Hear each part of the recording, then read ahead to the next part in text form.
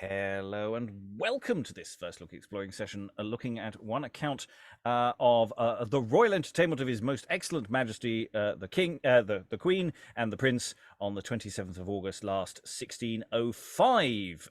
This is otherwise known as Oxford's Triumph. It's an account of a bit of royal pageantry stuff, of which I know very little about, and continuing our progression from primarily civic pageantry to stuff that is a tad more royal, and certainly from the beginning of the reign of James I, having transitioned from being James VI of Scotland.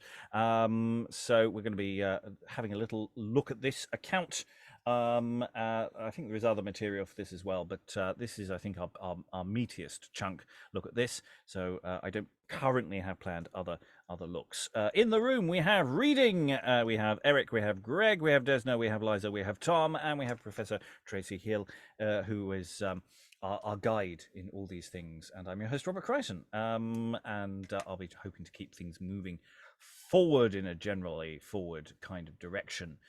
So we will start with all the introductory bump, because it's a royal entertainment of His Most Excellent Majesty, with the King's oration delivered to the university and the incorporating of diverse noblemen, masters of arts, and as I say, printed in London in 1605. I'll ask Tom if you could read the introductory bump to the Right Worshipful. For a couple of paragraphs as we get a little more data about what this actual text is before we dive into the meat of it, as it were. To the right worshipful and worthy lover of learning and virtue, Sir Thomas Middleton, Knight, one of the aldermen of the Honourable City of London, A.N., wisheth to increase of all honourable virtues. Such right worshipfuls as from time to time have employed their pens in publishing in praise of good letters, have likewise for the most part selected such patrons as well strangers as of acquaintances as have been known, and reputed to be learned, well-minded and well-descended,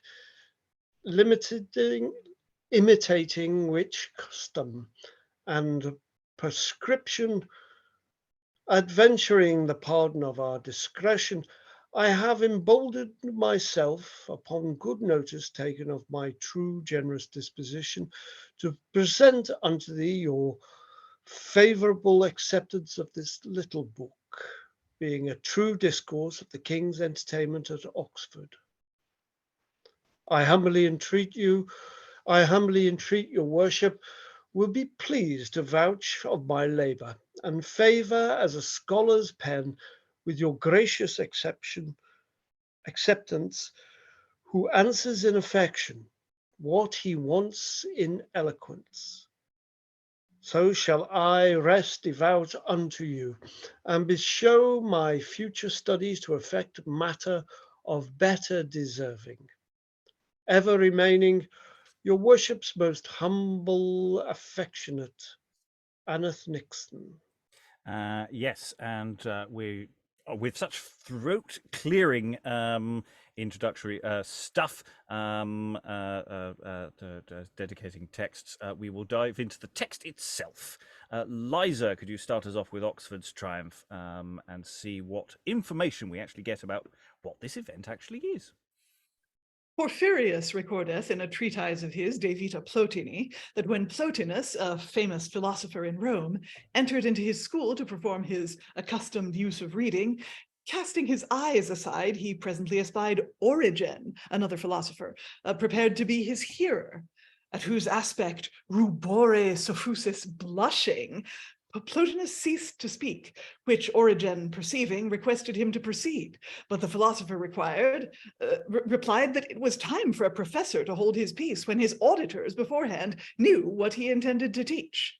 I make no doubt but the very title and inscription of this little treatise gives good notice and inkling what shall be the subsequents, wherein I might very well hold my peace with Plotinus, being an eyewitness of so many learned philosophers and others in place, that could both more ornately say and concisely act a matter of such worth than myself. But as a unanimously spoken thing is always true, and also let no man give that which he does not have, so in officious performances where there wants ability, the next degree to well-doing is to be faithfully willing and desirous to do well. For the best part is, I'm translating on the fly from Latin here, bona partis probitatis, the best part of reverence is that which is offered with all your heart, I think. Anyways. Therefore,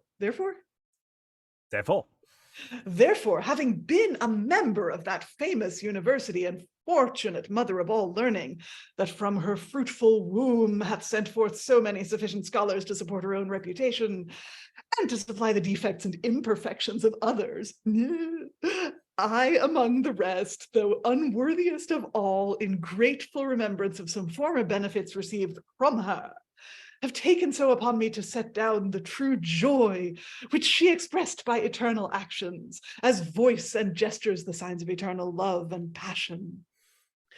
Through the windows whereof a man might easily pass with the sight of his understanding and discover the secret affection and gladness conceited by the approach of his most excellent majesty, the queen and young prince, and unto that their worthy city of Oxford.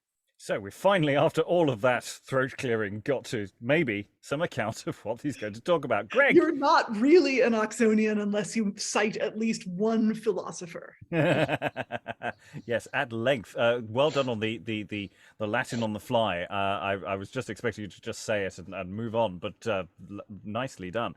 All we are is dust in the wind, dude. Desna, are you with us? Yes. Okay, Desna, then I will ask you to carry on, and then we'll go to Greg. So from therefore having been a member? No, from for upon Tuesday. It's a Tuesday. That's quite a lot of sneezing going on. Apologies. For upon Tuesday, the 27th of August last, His Majesty coming from Woodstock to Oxford, the Earl of Dorset, Lord Chancellor, accompanied with the Vice-Chancellor, the doctors, proctors, and certain senior masters, rode forth upon their footcloth horses, very richly furnished to meet the king, whom they expected about Aristotle well. We're having intention that the Vice-Chancellor should first salute His Majesty with a speech. Master Mayor with his company passed by without regard to them, purposing indeed that his orator should first speak, which when the Lord Chancellor perceived, he presently sent to the Mayor, and charged him to surcease his purpose till the Vice-Chancellor had finished his oration to the king. With which message the Mayor was little pleased, yet his mens were small, and he retired with speed, and had no better excuse for himself than to say he did not see them, notwithstanding they were hard by him and all in their scarlet gowns. Okay, I wasn't going to pause this early, but that looked like a really nice little turf war between who gets to speak and between that's basically town and gown, isn't it? Did I misinterpret that, or that seemed to be what was going on? I like this. I'm liking this text already. I like this material. Greg, take up the cudgels after this awkwardness between the mayor and the vice chancellor. Battles at dawn. After this, His Majesty, drawing near, the Lord Treasurer and the Vice Chancellor repaired unto him, who stayed his course and reined his horse of state whereon he rode. The Vice-Chancellor presenting himself with his speech unto His Highness, surrendering up the keys of the university, and the beadles disposing their staves, and laying them down at His Majesty's feet.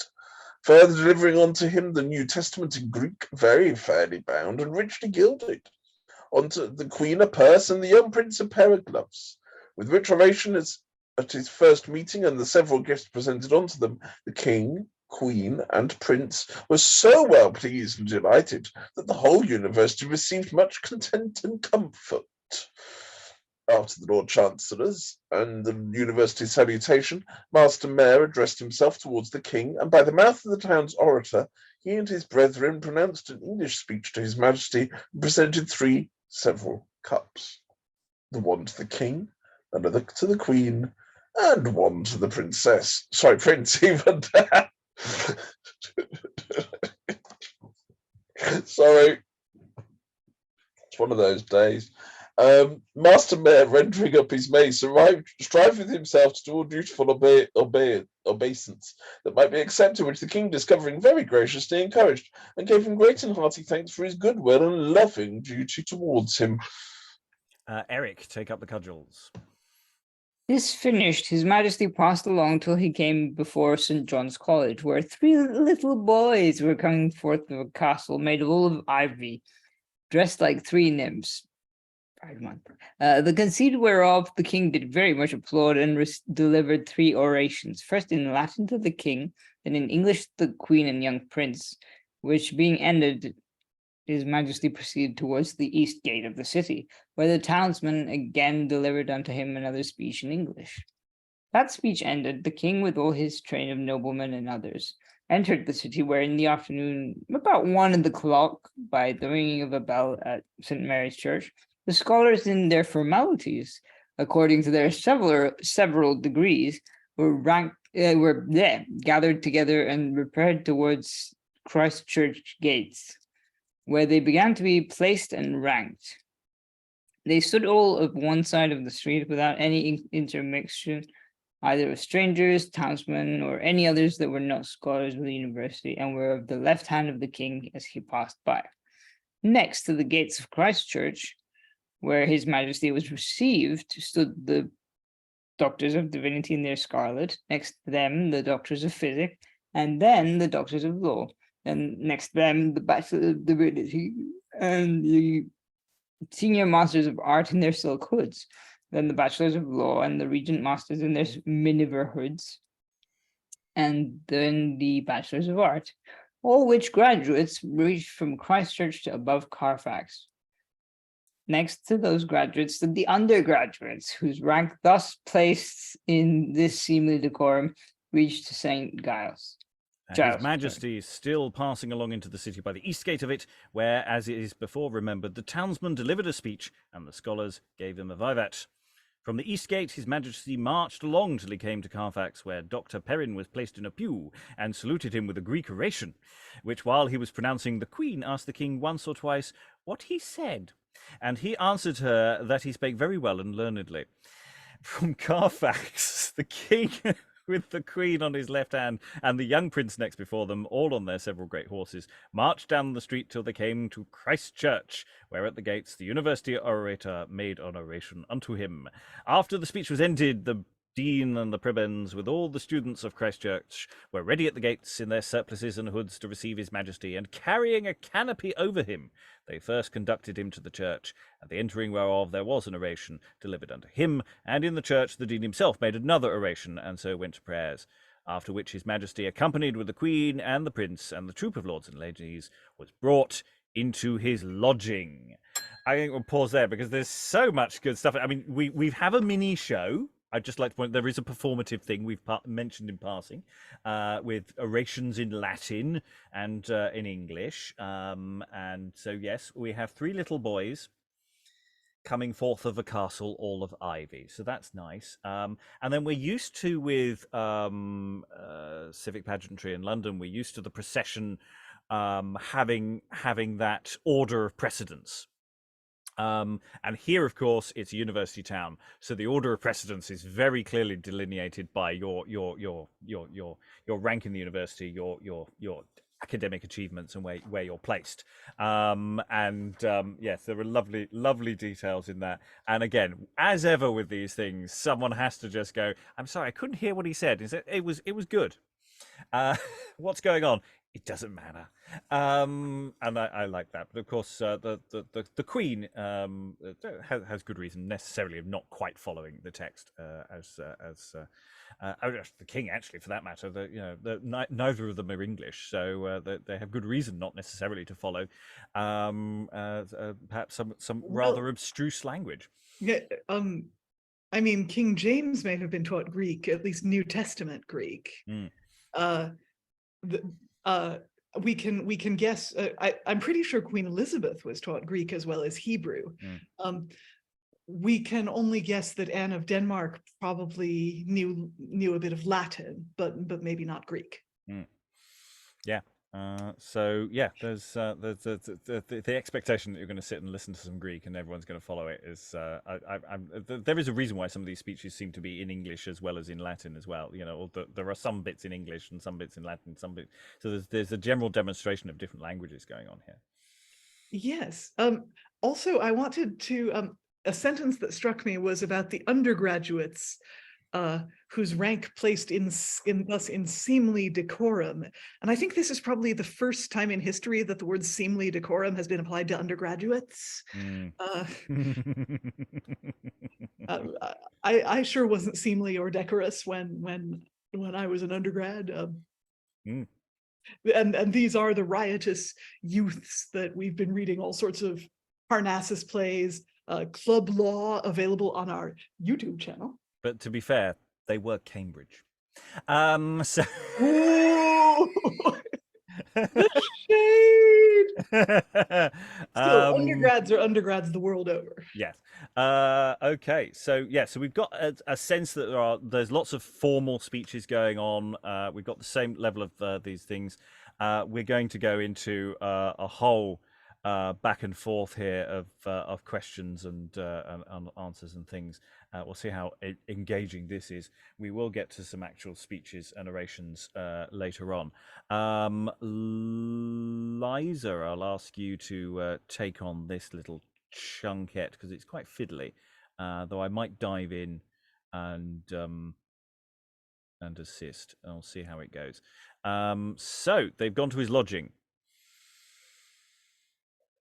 The prince, having accompanied the king's majesty unto the chamber of presence, departed, and betaking himself to his coach, went straight to Magdalen College, where the president, standing in the gates, received him with all joyful reverence and duty.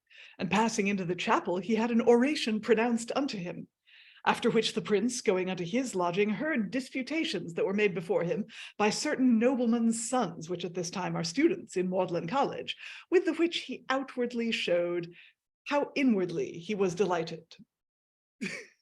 So presumably they will have not real like legal disputes, but like arguments about learned debates about various scholarly points. It was the debate club. Yes. We may get a bit more of this going forward. We're getting to divinity disputations going forward, so I think this is the lighter end of the scale here. Well, there's some good stuff coming up, though. After supper, His Majesty, the Queen, and Prince with the nobleman had a comedy played before them in Latin in Christ Church Hall, which continued the space of 3 hours more. Upon Wednesday in the morning, being the 28th of August, betwixt 9 and 10 of the clock, His Majesty came into St. Mary's Church to hear the exercise, where first the King's Professor in Divinity created the Dean of Salisbury, Doctor of Divinity, before His Majesty, which being finished, they addressed themselves to divinity disputations, the questions being whether the saints and angels do know the thoughts of our hearts, whether in the time of pestilence the pastors of the church are tied to visit the infected. So the moderator was the Dr. Abbot Dean of Winchester, the answerer Dr. Helsby, and we have various lists of opponents: Dr. Gordon, Dean of Salisbury; Dr. Holland, the King's Professor in Divinity; Dr.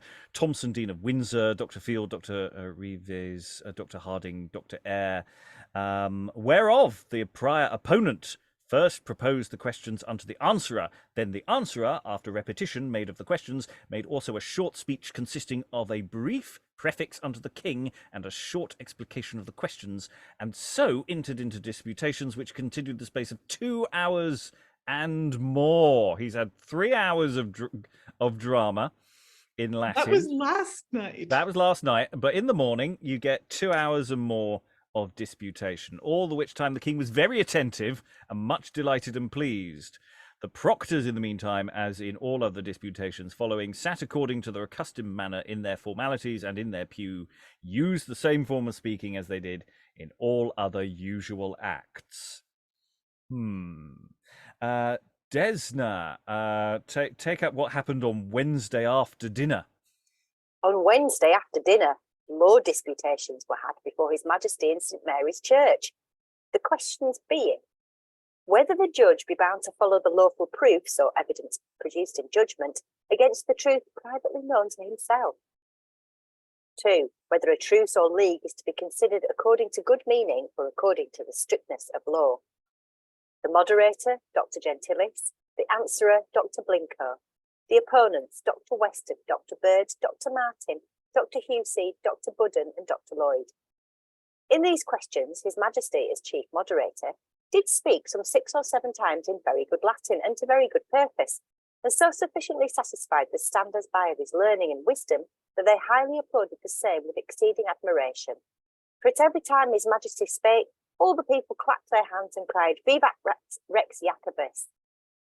These disputations continued from 2 till 5 of the clock in the afternoon, which Dr. Gentilis, as moderator, concluded with a speech, where observed by the way that Dr. Martin, one of the opponents, after that he had given over disputing and another had urged his argument, Dr. Gentilis being forward to speak and taking upon him, otherwise than he was accustomed by other moderators, to interpose his sentence and to answer to arguments which were urged.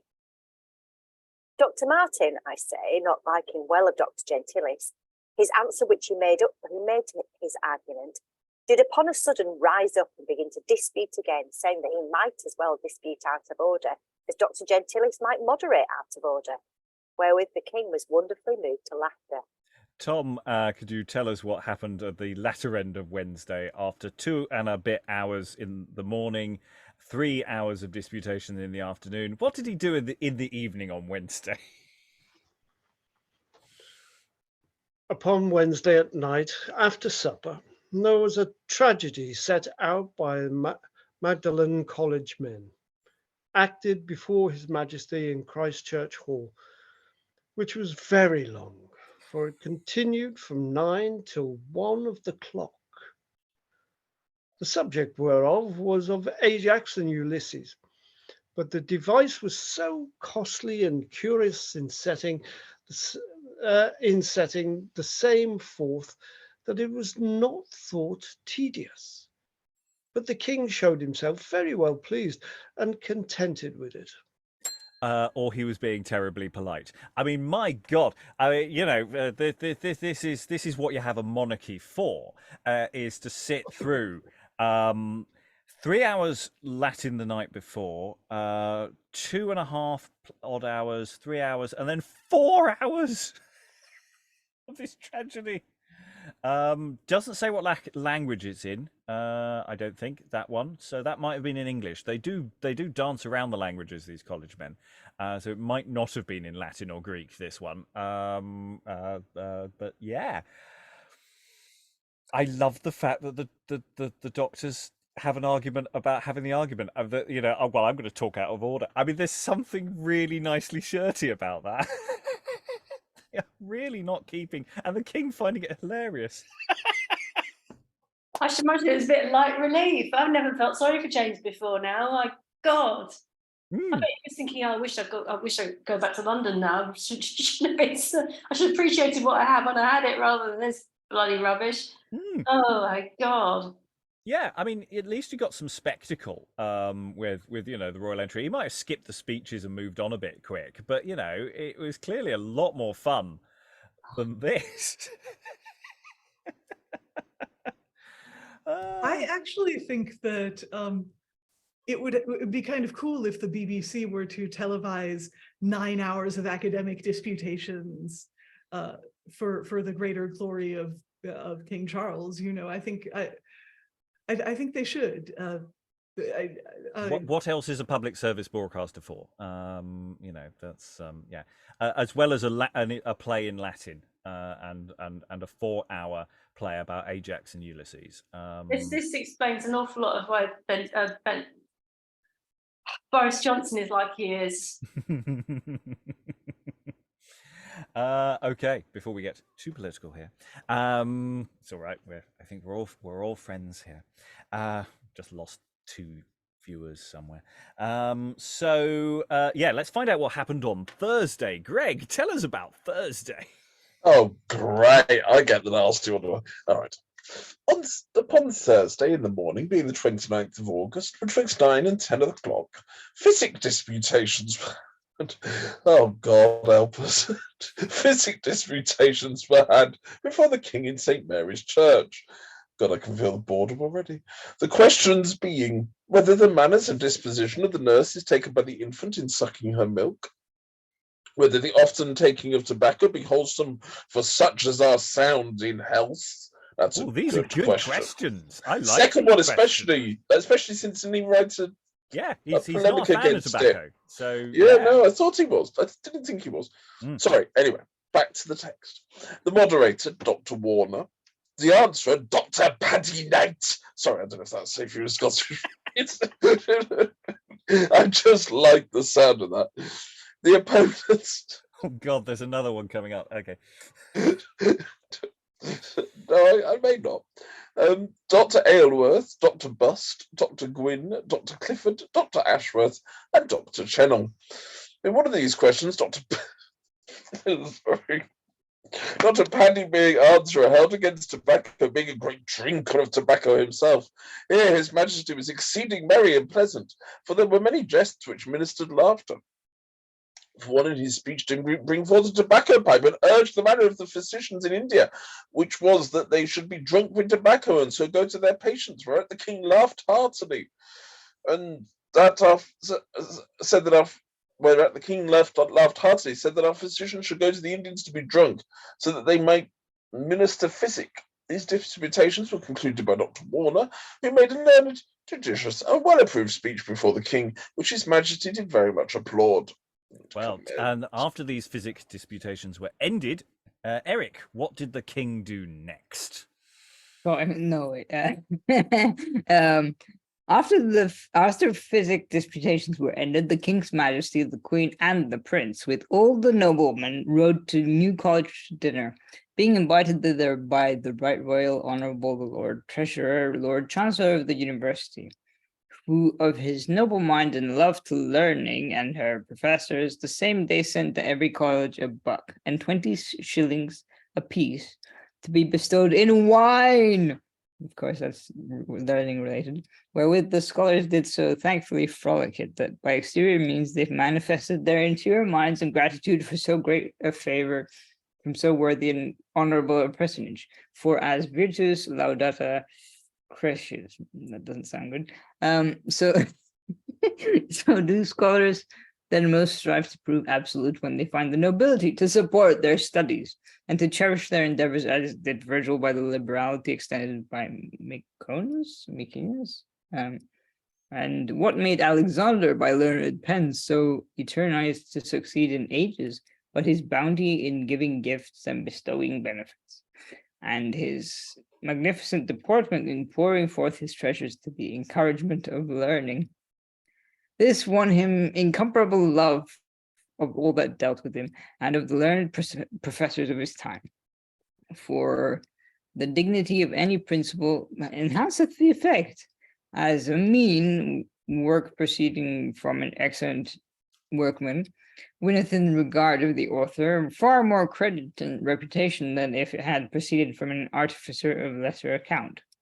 So in like manner, a small gift coming from the hands of a great person carrieth ever a scent of certain greatness, and relisheth great power to produce great effects in the receiver, and stirs him up to a continuing desire of deeper and further deserving.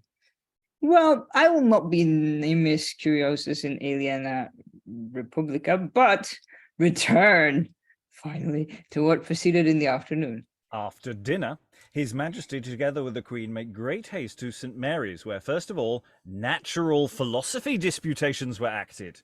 The questions being whether gold be made by art, whether imagination may produce real effects.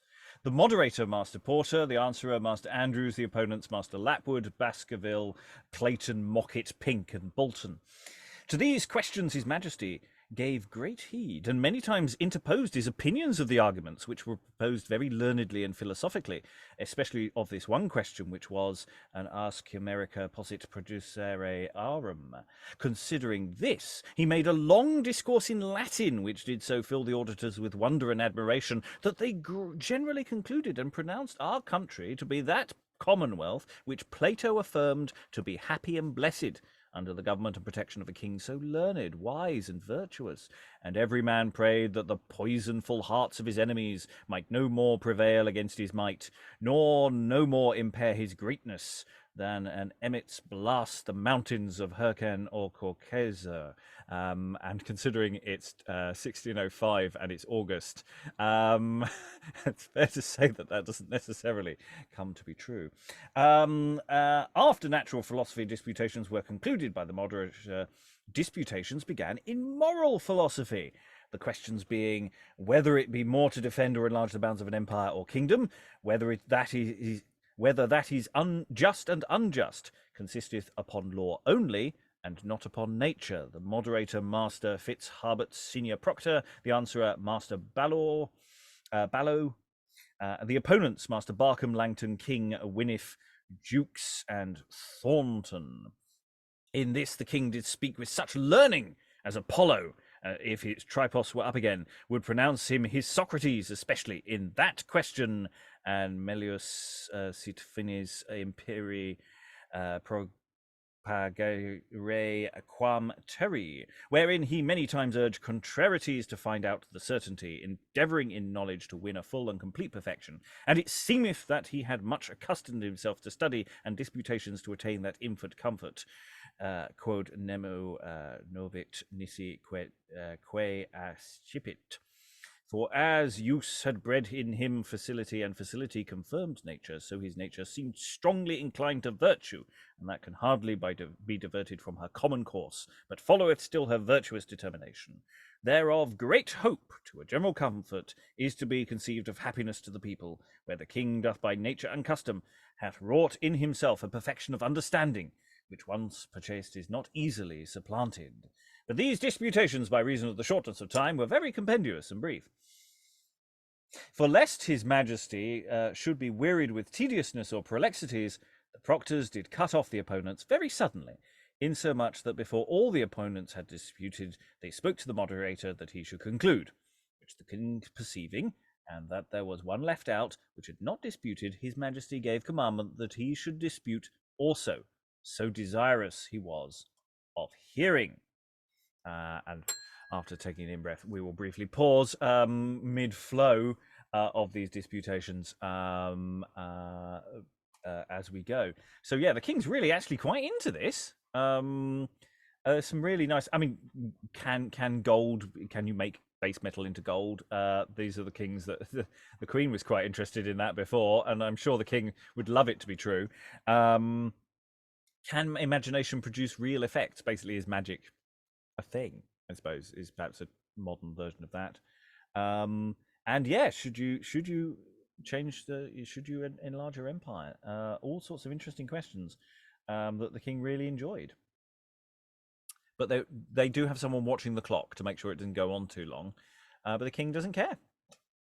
Well, I'm guessing the former ones probably ran over, so that's like maybe the last debate of the day, and they're having to cut it short. So Master Thornton looks like he's going to get a go. I don't know if they were going in that order, but yeah. Right. Well, we're going to go into those. The king is going to orate in a moment. I'll ask Liza to run into that. We'll jump the oration in Latin, and I'll ask Desna to read the king's oration English. Okay. So Liza, if you could cue that up. You don't have to read the footnote in Latin as well. You can skip that if you so wish. After that, the senior proctor, which was moderator in the moral disputations, made conclusion of all. The which being ended, and that being the last of the disputations and exercises, his majesty did as here followeth make a most gracious and pithy speech in Latin to the university, which did so glad the hearts of the hearers that every man went away, and parted sorrowful for the king's so short tarriance and so sudden departure, which for that nothing is so curious and thirsty after the knowledge of unknown matters than the nature of a man, for so saith Chrysostom. I have, for the satisfaction of such as understand not the Latin, truly set down the same afterwards in English. The king's oration, Englished. You may not look from me for any polished or refined oration, for I have not had leisure at any time to confer with learned men or eloquent orators. Therefore I myself cannot be eloquent and learned. But this you may expect at my hands, that as I am and always have been, I will ever remain a worthy and faithful machinist to learning, and the professors thereof. And as concerning this your famous university, you may certainly be assured that I will always be a favourite unto it. Then you, for your parts, must be careful to maintain the pure word of God, to fly and to put to flight all Romish superstitions, and to remove, forsake, and abolish all schismatical and new opinions. And in your arts and disciplines, as one of your learned divines taught you but yesterday, you ought not to stand or to stay, but always to go forward, and to join practice with your contemplation, that in your life and profession there may be a sympathy and coherence. So shall you advance the glory of God, satisfy my expectation, make me a joyful king, and reap unto yourselves a most plentiful harvest and a most worthy commendation. Tom, could you say what happens after this speech was made?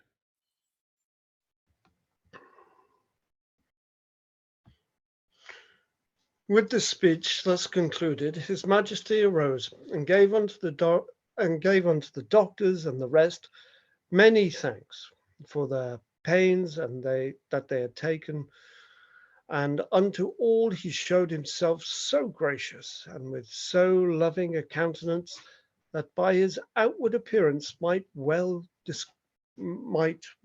be well discovered how inwardly he was satisfied and pleased with their learned answers unto the several questions, and so returned back again to Christ Church. Eric, tell us how the evening ended. Whereupon Thursday at night after supper, there was a comedy finally played by St. John's men before His Majesty, the subject whereof was the four complexions.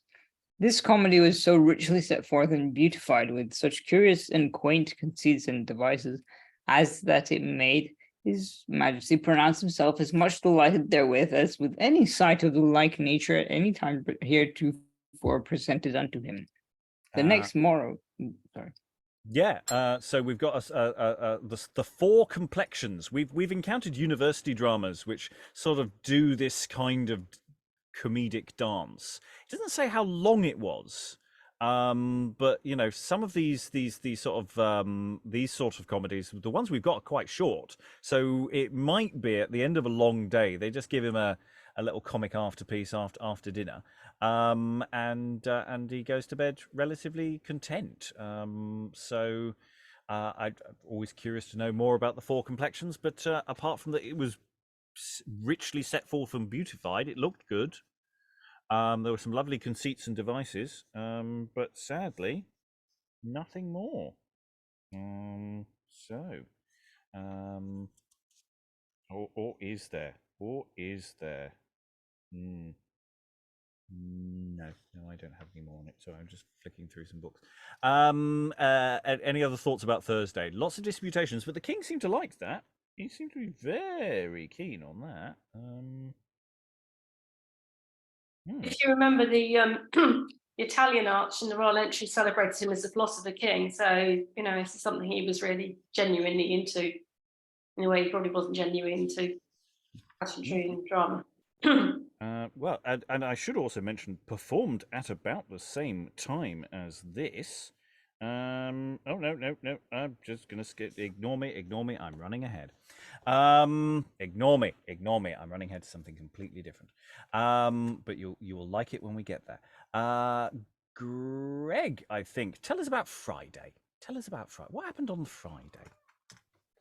Next morrow, being Friday, the 30th day of August, was the day of His Majesty's departure from Oxford, and as soon as the sun had veiled the curtain of the night, he got up, carrying the opinion of Caesar.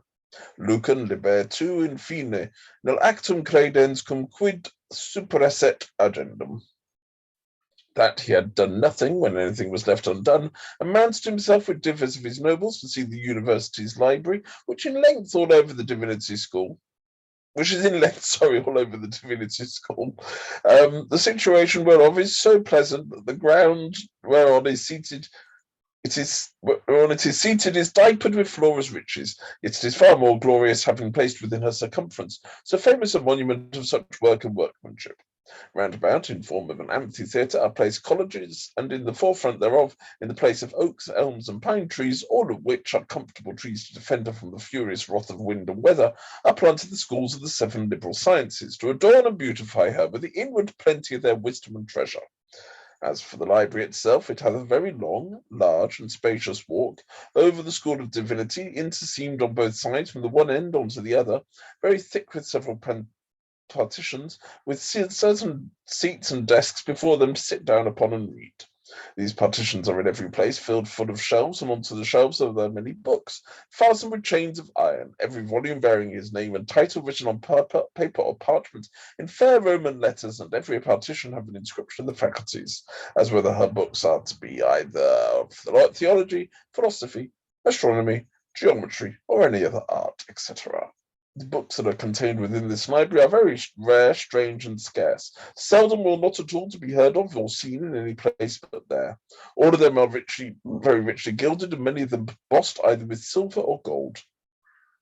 All these are so fairly kept and maintained as if the goddess of wisdom had selected and reserved it to paradise to entertain the muses. Therefore I conclude of it thus, that dignitatem eius difficile est ut homo explicit simone. The subject being presented onto the sight of His Majesty did so sensibly discover his delight therewith, that he reported it as the most admirable ornament to the university, and graciously promised himself a royal friend and patron forever. Eric, I'm going to quickly go back to you just to read this next short paragraph. Whilst His Majesty was busied in taking up this survey of the library, the Queen and Prince were in the mean space, as much delighted with an English comedy presented and played before them in Christchurch Hall by certain scholars, which was as richly set forth and performed as great applause and commendation as any of the rest that had been before since the King's coming to Oxford. At which point you'd be sitting there going, oh, they don't tell us what the play's about, but luckily we know exactly what the play's about because we've done it. This is what we call sometimes called Arcadia Reformed, or The Queen's Arcadia by Samuel Daniel. So not only do we know which play it is, we know exactly when it's performed. We know it's performed before the Queen and their son.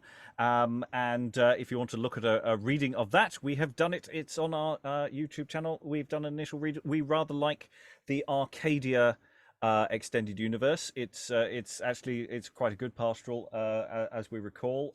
There's some really nice stuff in it. Go to it. There'll probably be a link in the show notes. If there isn't, just hunt for type in The Queen's Arcadia by Samuel Daniel. You will find it. It's interesting.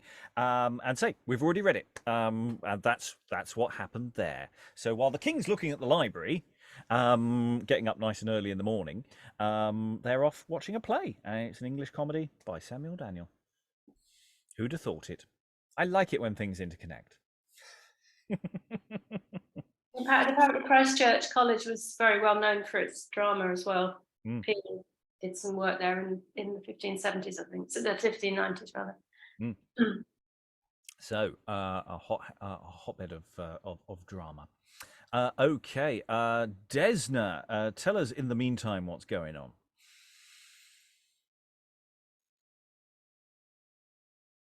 Oh, muted. Yes, sorry. In the meantime, also, divers of the noblemen went to St. Mary's in their hoods and formalities, and were presented and incorporated masters of arts, as the Duke of Lennox, the Earl of Northumberland, the Earl of Suffolk, the Earl of Salisbury, the Earl of Pembroke, the Earl of Arundel, the Earl of Oxford, the Earl of Essex, the Earl of Montgomery, the Earl of Rutland, the Lord Mounteagle, the Lord Howard Baron of Effingham, the Lord Howard Baron of Walden, the Lord Viscount Cranbourne, with divers others of the noblemen and knights that came in so confusedly that as yet there is not a perfect register gathered of their names. After his sight of the university's libraries, he betook himself towards Magdalen College to see that also, accompanied with divers of the nobility, whereas the president and divers the rest of the fellows stood ready to receive him. Also at the chapel door, he was royally entertained, and at his entrance there was a Latin oration pronounced unto him, which being ended, he stood a pretty while reading the verses that were written in Latin by certain noblemen's son students in the same colleges, and set thick on both sides of the chapel gate, as there was also divers others placed around about the courts of other scholars' writings. Thus, when his majesty had viewed the chapel, he was forthwith conducted into the cloisters, and from thence into the squadrant court within the cloisters, where he stayed a good space, taking a thorough view of all such several pictures as were there set up around about.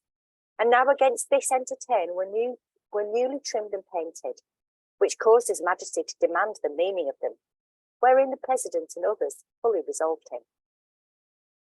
From thence he returned back to Christ Church again unto the Queen and young Prince, and in the way, as is credibly reported, he would needs be guided to Brasenose College Gate, that he might be made an eyewitness of that, of which he had so often heard, and that whereof the college carrieth the name.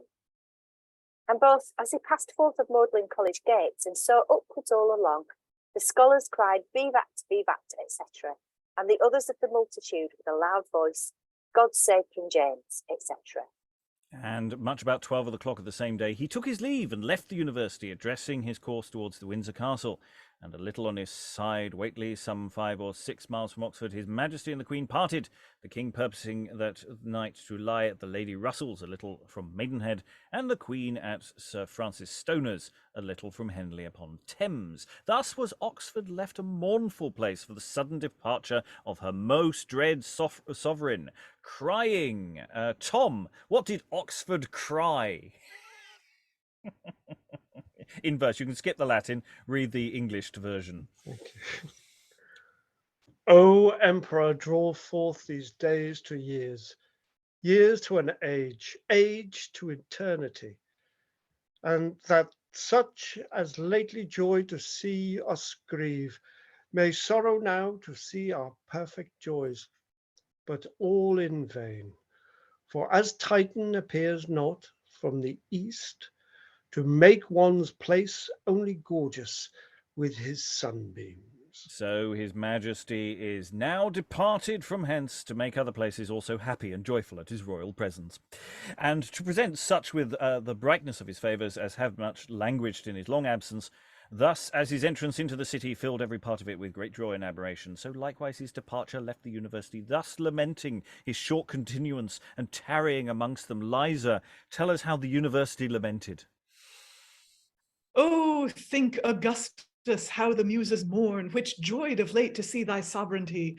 Think how at this retire they wring their hands, distilling from their eyes salt showers of tears to bring in winter with their sad lament, and to this purpose play their several parts, for how can summer stay when sun departs?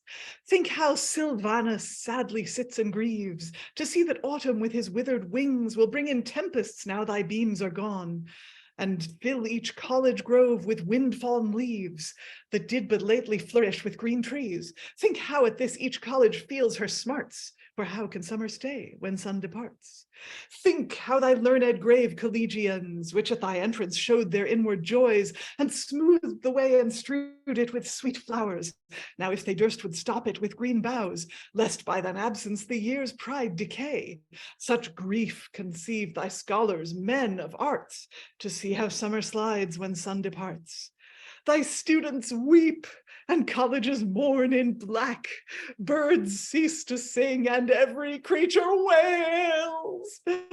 To see the season alter with this change, and how thy going works a sudden woe, turning our mirths to sable sad lament. Our joys are now turned all to mournful parts, to see how summer slides when sun departs. Return then soon, oh soon return again, for summer's parting is thy people's pain. Oh come again, thou art our world's bright eye, whose presence so adorned our academy. Thou art our sun, then bring again thy light, else doth thine absence make eternal night. Well, hope is a sweet string to harp on, which sends a second comfort to cure all discontent, for his Majesty's most royal favor and countenance considered gives the whole university hopeful persuasion that he will always remain her faithful remembrancer, which God grant he may do, and that he may continue many and most happy years to favor and foster her and all others which do truly love and honor him. And yes, thus ends the text. It's interesting. We get these weird flourishes of the personification of the town and are sort of calling after the leaving monarch. Yeah, it's a weird little text in many ways. It's got a there's nice little details to it. We do have other witnesses to this, and we have a bit more details of some of the other performances that were going on there.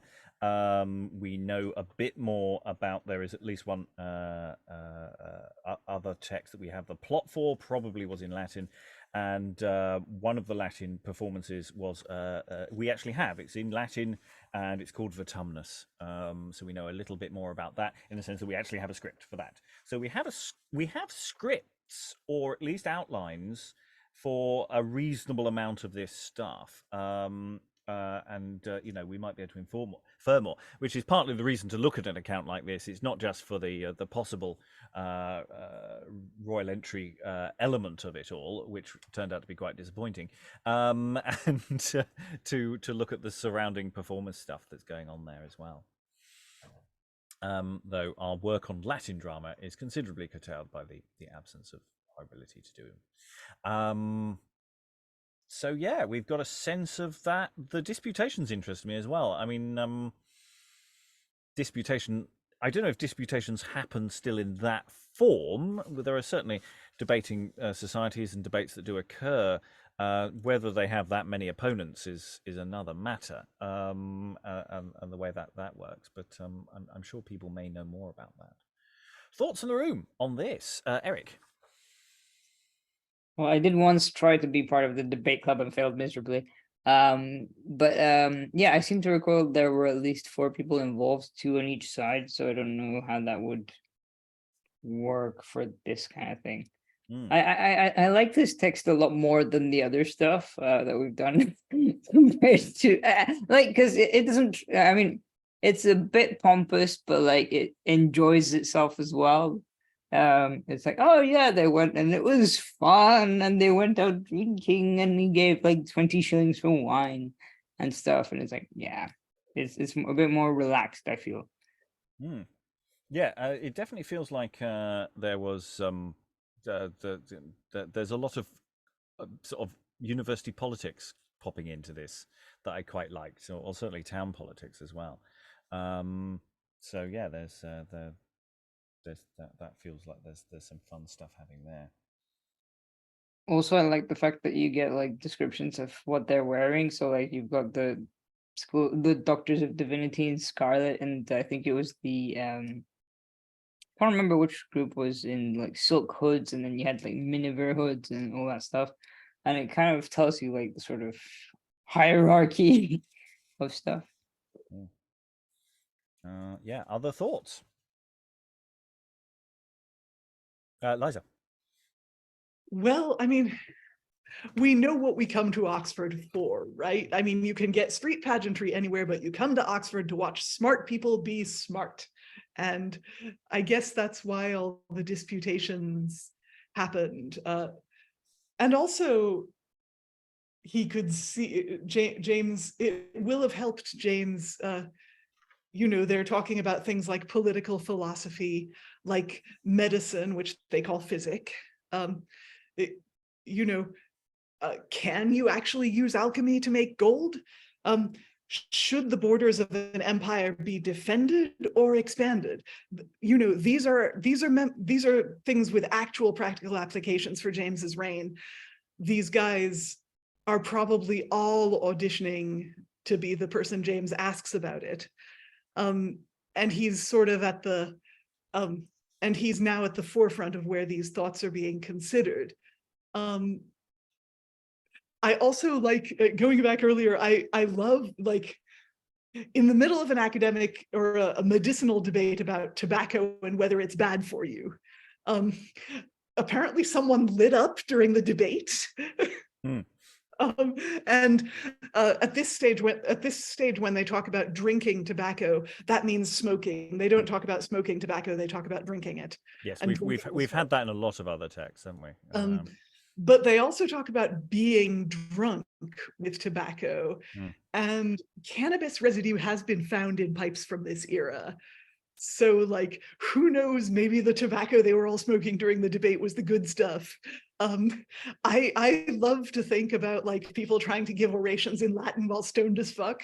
You know, that would be 100% Oxford, as far as I remember, which isn't much. Anyway, it's interesting that they talk about going to their meals, but they don't talk about, like, what kind of food there was, no subtleties or any entertainments during dinner. I suppose they will have had the college choirs in to sing happy little songs. Most of the college halls have a minstrel's gallery, so that you can, or a place for musicians to at least sort of stand and play. So, you know, the theatrical entertainment seemed to follow on dinner fairly quickly. So I think it's maybe it's just that's the only respite they get from constant being bombarded with things. So Vertumnus is down as being the Thursday night entertainment. That's the Four Complexions, as it's otherwise known, and is 1,700 odd lines long. So that's a good.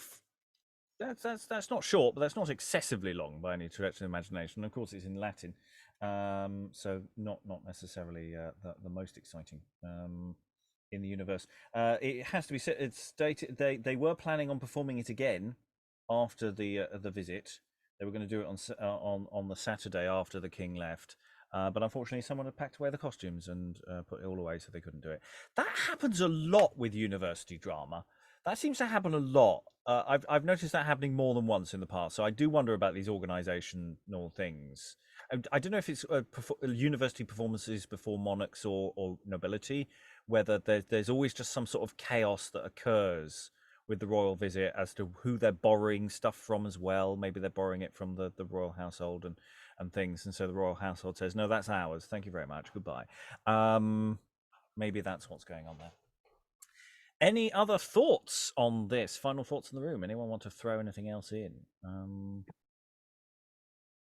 It's not like our usual larger scale stuff for London, but it's still within a certain patterning. Eric, I'm wondering if like, I think one of the texts we read was wine, ale, and I want to say bread, but I can't remember what the other one was. And it was basically this whole, like, debate between, like, which one was greater, and then you got tobacco at the end going, yes, I'm the best, and then you got, like, one of them, I think it was ale or beer, that sort of told you how to take tobacco. I like to think that was, like, played in front of the king, just because it fits in this context. I mean, it was I think, if I remember correctly, it was a university entertainment.